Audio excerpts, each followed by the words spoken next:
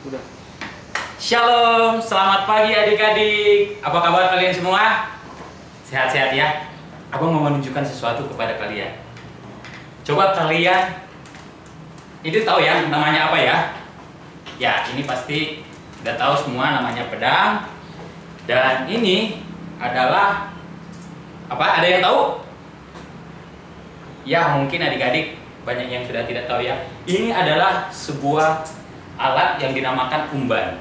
Ya, nanti gimana cara pakainya abang akan jelaskan melalui cerita yang akan kita dengarkan sebentar lagi. Oke adik-adik, jadi hari ini abang mau cerita kepada kalian tentang ada sebuah perkelahian yang sangat luar biasa, yaitu perkelahian antara Daud dengan Goliat. Nah adik-adik, tapi perkelahian ini bukan dipicu karena perselisihan, ayah, bukan dipicu karena berebut mainan, enggak gitu. Perkelahian ini adalah tentang mempertahankan atau untuk membela suatu bangsa, ya. Dimana Daud, saat ini tokoh utamanya adalah Daud yang membela bangsanya yaitu Israel, dan lawannya adalah bernama Goliat. Goliat ini membela bangsanya yaitu Palestina. Nah, kira-kira adik-adik, di perkelahian itu di sini diceritakan kalau Goliat ini memakai pedang, ya, pedang seperti ini. Alatnya sangat canggih. Tetapi Daud hanya memakai seperti ini, nih, sepele seperti ini. Abang mau bertanya kepada kalian, kira-kira siapa yang menang akan pertempuran itu, perkelahian itu dengan menggunakan pedang yang sangat besar dan umban yang kecil seperti ini? Adik-adik bisa jawab ya. Nah, selain itu adik-adik, tubuh mereka juga sangat berbeda sekali, di mana Goliat itu tubuhnya itu 10 kali lebih besar daripada Daud. Ya mungkin bisa kita bayangkan seperti raksasa, terus Daud hanya seperti seorang manusia biasa gitu. Nah, tetapi adik-adik, luar biasanya Daudlah yang memenangkan perkelahian ini. Kenapa coba kira-kira bisa Daud mengalahkan perkelahian ini? Nah, perkelahian ini dimenangkan oleh Daud tentunya karena pertolongan Tuhan. Oke adik-adik, nah sekarang kita akan masuk kepada renungan kita hari ini, yaitu yang terambil di dalam 1 Samuel 17 ayat 40 sampai 50. Tetapi abang tidak akan membacakannya untuk kita hari ini. Adik-adik bisa membacanya di rumah masing-masing ya.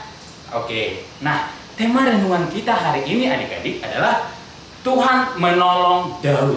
Ya, ini adalah tema kita, Tuhan menolong Daud. Oke.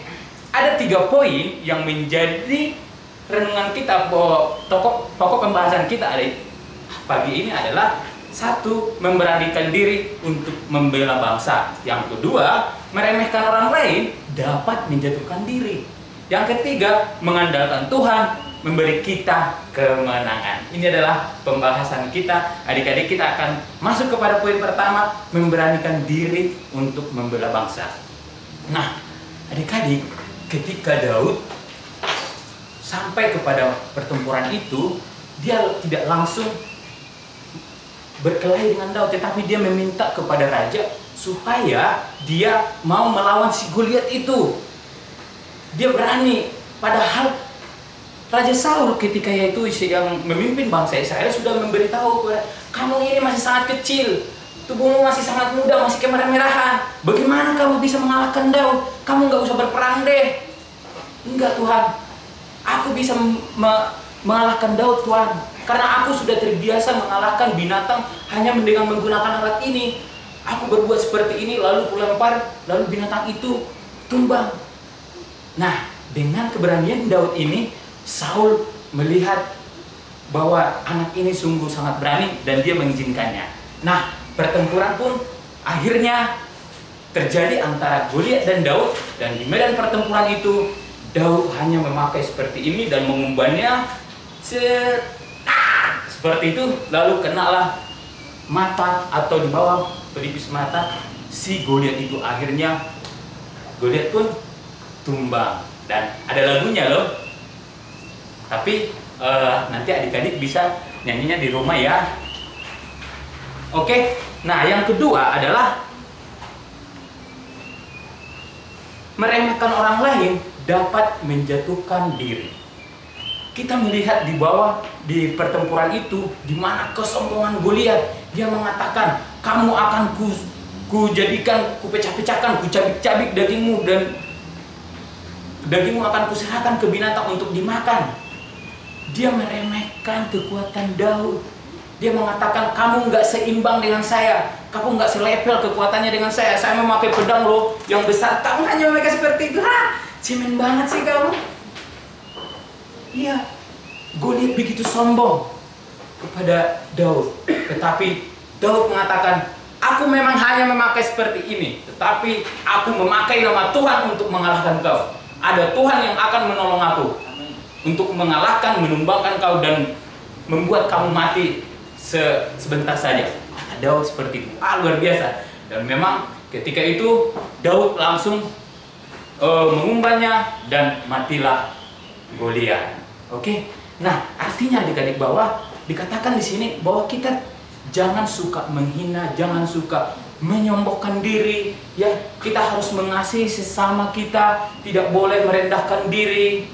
Karena siapa yang meninggikan dirinya, Alkitab mengatakan di Lukas 14 ayat 11 bahwa dia akan dijatuhkan oleh Allah. Jadi kita tidak boleh menyombongkan diri dan meremehkan orang lain ya. Oke, yang ketiga poin kita adalah mengandalkan Tuhan memberi kita kemenangan. Cerita kisah Daud ini mengingatkan kita agar tidak mengandalkan kekuatan kita adik-adik ya. Kita sendiri akan ketika kita ada masalah atau ada tantangan, kita harus bersandar penuh kepada Tuhan Yesus Kristus. Dia adalah gunung batu kita, dia adalah perlindungan kita yang memberi kita kekuatan, memberi kita keselamatan yang sejati. Nah, demikianlah Daud mengalahkan Palestina karena orang Palestina itu karena Daud memakai atau mengandalkan Tuhan. Oke, kesimpulan untuk kita adik-adik, betapa berdaulatnya Allah dalam kehidupan kita. Tuhan dapat memampukan kita untuk melakukan hal-hal yang mustahil sekalipun. Ya, lihat tadi, kalau kita berpikir mungkin dengan alat yang kecil situ dan pedang dan dengan tubuh yang kecil Daud mengalahkan Goliat yang tubuh besar. Apa yang terjadi? Mustahil bagi kita mungkin kalau Daud akan menang, tetapi Tuhan memampukan kita untuk melakukan sesuatu yang mustahil sekalipun. Untuk itu tidak ada alasan untuk kita menyombongkan diri kita, karena Allah lah yang maha kuasa. Juga jangan seperti Goliat yang tadi ya, yang sombong ya, yang suka menghina. Tetapi mari kita yang Tuhan kehendaki dalam kita, mari kita terus merendahkan diri kita, mengasihi sesama kita. Artinya jika ada teman kita yang butuh pertolongan, kita tolong. Atau jika ada teman-teman kita yang mungkin bajunya kelihatan compang-camping atau apa, ya kita juga boleh menertawakan dia, kita tidak boleh meremehkan dia. Oke, kalau ada mungkin teman kita yang cacat fisik atau dia kakinya nggak ada sebelah, ya kita nggak boleh menjauhkan dia, tetapi mari kita merangkul dia dan berteman dengan dia, dan kita harus tetap mengasihi. Demikian adik-adik firman Tuhan untuk kita. Shalom, Tuhan Yesus memberkati.